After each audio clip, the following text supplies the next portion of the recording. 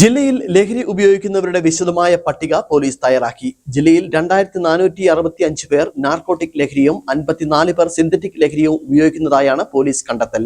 ജില്ലയിൽ ഏറ്റവും കൂടുതൽ നാർക്കോട്ടിക് ലഹരി ഉപയോഗിക്കുന്നത് പീരിമേട് സബ് ഡിവിഷനിലാണ്. 698 പേർ. തൊട്ടുപിന്നിലായി മൂന്നാറും കട്ടപ്പനയുമുണ്ട്. ലഹരി മാഫിയയുടെ വേരറക്കാൻ ലക്ഷ്യമിട്ടാണ് ഇടുക്കി ജില്ലാ പോലീസ് ജില്ലയിൽ ഓപ്പറേഷൻ തൂഫാൻ പദ്ധതിക്ക് തുടക്കമിട്ടത്. മുൻപ് ലഹരി കേസുകളിൽ പിടിയിലായവരുടെയും സ്ഥിരം ലഹരി ഉപയോഗിക്കുന്നവരുടെയും വിവരങ്ങൾ ശേഖരിച്ചാണ് പോലീസ് പ്രത്യേക പട്ടിക ഉണ്ടാക്കിയിട്ടുള്ളത്. ജില്ലയിൽ ഏറ്റവും കൂടുതൽ നാർക്കോട്ടിക് ലഹരി ഉപയോഗിക്കുന്നത് പീരിമേട് സബ് ഡിവിഷനിലാണ്.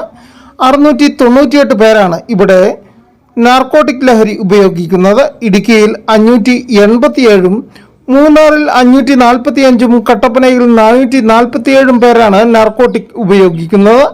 എന്നാൽ ഏറ്റവും മാരകമായ സിന്തറ്റിക് ലഹരി ഉപയോഗിക്കുന്നതിൽ തൊടുപുഴയാണ് മുന്നിൽ. തൊടുപുഴയിൽ മാത്രം 28 പേർ സിന്തറ്റിക് ഡ്രഗ് ഉപയോഗിക്കുന്നുണ്ട്. പീരുമേട്ടിൽ 11, മൂന്നാറിൽ 10, ഇടുക്കിയിൽ 3, കട്ടപ്പനയിൽ 2 പേരുമാണ് സിന്തറ്റിക് വിഭാഗത്തിലുള്ളത്. കഴിഞ്ഞ ആഴ്ചകളിൽ ജില്ലയുടെ വിവിധ ഭാഗങ്ങളിൽ നടന്ന കൊലപാതകങ്ങളിൽ ലഹരിയുടെ സ്വാധീനം കണ്ടെത്തിയതാണ് നടപടി ശക്തമാക്കുവാൻ കാരണം. പിടിയിലുള്ളവരെ കൃത്യമായി നിരീക്ഷിച്ച ലഹരി എത്തിക്കുന്ന പ്രധാന ഉറവിടങ്ങളും മാഫിയ കണ്ണികളും കണ്ടെത്താനാണ് പോലീസിന്റെ നീക്കം. News bureau, Udumbanchola.